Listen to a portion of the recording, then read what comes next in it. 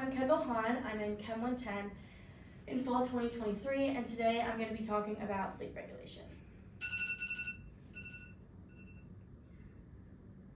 It's 8 a.m. on a Monday morning. All you want to do is go back to sleep, but you can't skip class again. I'm sure we've all been here before. In fact, I felt like that this morning, despite getting plenty of sleep. You may be wondering why this happens. Well, it is likely that I woke up in stage 3 NREM sleep. In order to understand this a little bit better, let's take a deeper look into the sleep cycle. What is the sleep cycle? Well, according to the Sleep Foundation, the sleep cycle is made up of 4 different repeating stages. The first 3 stages consist of non-rapid eye movement, or NREM, and our last stage is rapid eye movement, or REM sleep. Stage 1, or N1, is when a person first falls asleep. We're in this stage for 1 to 7 minutes. And although the body isn't fully relaxed yet, brain activity begins to slow down. It's easy to wake someone up in this stage, but if they're left alone, they can move into stage 2 quicker. In stage 2, brain activity begins to slow down even more. The muscles relax, breathing slows, and eye movement stops. We're in this stage for about 10 to 25 minutes in the early cycles, but as the cycles goes on, we spend more time in this stage. An individual will spend about half of their total sleep in this stage. In stage 3, we fall into a deeper sleep. The muscles relax even more, breathing slows down even more. We spend about 20 to 40 minutes in this stage, but as the cycle goes on, we spend less time in this sleep to allow us more time to spend in our last stage, REM. After about 90 minutes, our body enters rapid eye movement. Although dreams can occur in other stages, most dreams occur in this stage, hence the increase in brain activity. All muscles become temporarily paralyzed besides the muscles that control breathing and the eyes, hence the name rapid eye movement. According to News Medical, REM was discovered in 1925 by Nathaniel Kleitman and further established by a researcher in 1953. The researcher did a study on a young boy and was shocked at the results. He discovered REM in the young boy. The results showed that brain activity during REM was increased, which contradicted the previous belief that brain activity decreased during sleep. This concerned the researcher. Researchers Loomis, Harvey, and Hobart discovered the stages of sleep, but they looked a little different than they do now. They established 5 stages of sleep, where now we only have 4. They named their stages after the brain activity in each. They were known as alpha, low voltage, spindles, spindles plus random, and random waves. In 1959, the difference between REM and NREM was established by Michael Jouvelet up here on the left.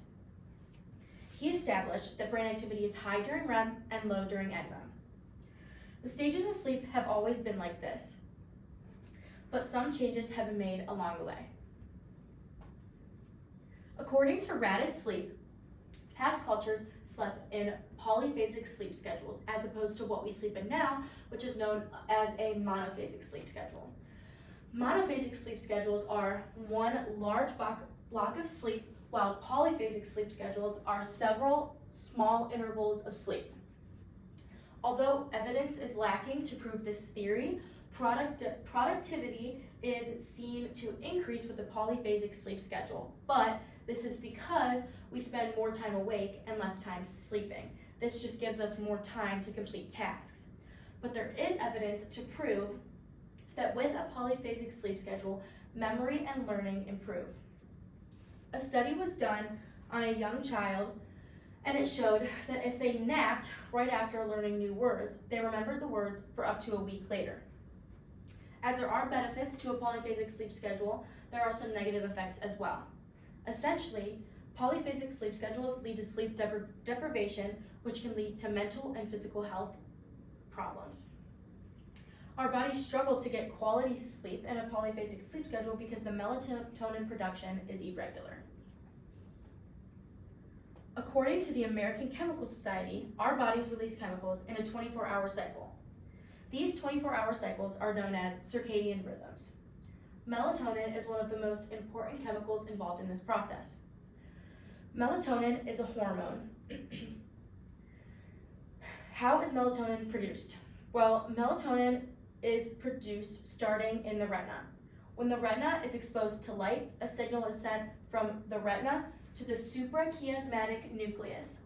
The suprachiasmatic nucleus is an area of the brain that helps us feel awake or tired. The suprachiasmatic nucleus sends signals that help control hormones and body temperature. The signals are sent from the brain through the spinal cord and up to the pineal gland.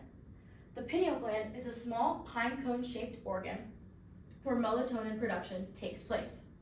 During the day, these signals prevent the pineal gland from producing melatonin, but when it's dark, the signals are not activated, therefore allowing us to produce melatonin.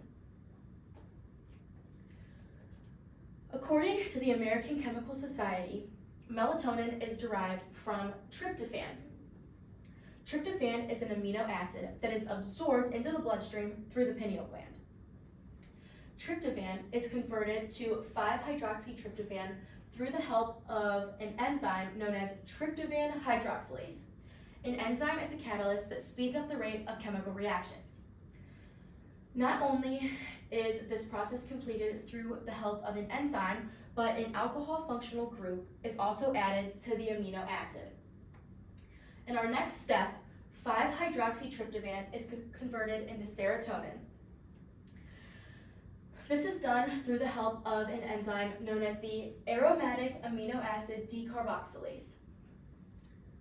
With that amino acid, a carboxylic acid functional group is lost, which is COOH, and a hydrogen atom is gained right here. Serotonin is transferred into N-acetylserotonin with the help of two enzymes, serotonin N-acetyltransferase, or the SNAT, and also the hydroxynyl O-methyltransferase.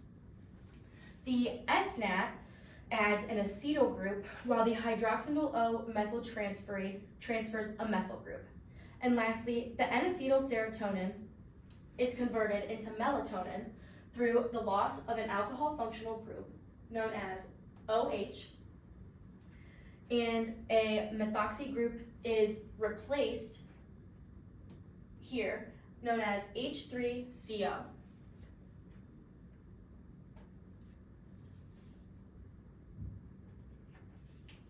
Sleep psychologists address an array of problems such as insomnia, breathing disorders, parasomnias like nightmares, bedwetting, sleepwalking, and teeth grinding. They address these issues through treatment monitoring, but they leave most of the treatment up to the sleep technologists. They assist sleep specialists in clinical assessment and use a variety of tools such as polysomnography, airway pressure devices, nocturnal oxygen, screening devices, and questionnaires. Although these experts have different jobs, they prioritize the importance of sleep in our bodies. According to Hopkins Medicine, without sleep, our overall health may decrease. It can lead to a poor attitude or mood. It can lead to poor physical health. It can also lead to changes in our appetite and our diet. On the bright end of things, it also has positive societal impacts. It can lead to better physical and mental health, and also it can help us learn and memorize things. Speaking of what we need to know, let's recap what we learned about sleep regulation. The sleep cycle is made up of 4 different repeating stages: N1, N2, N3, and REM. REM was discovered in 1925 by Nathaniel Kleitman, and NREM was discovered in 1954 by Joulet. Before this understanding was established, people used to sleep in polyphasic sleep schedules rather than monophasic sleep schedules. This disrupted the production of melatonin, which is arguably one of the most important chemicals in the sleep cycle. These irregular sleep cycles can be monitored by the sleep psychologist and treated by the sleep technologist. Despite their different occupations, they both know the importance of sleep for our bodies. Sleep deprivation can lead to a decrease in physical and mental health. We need sleep for energy, rejuvenation, and memory. Essentially, sleep is one of the best things we can do for our bodies. Thank you.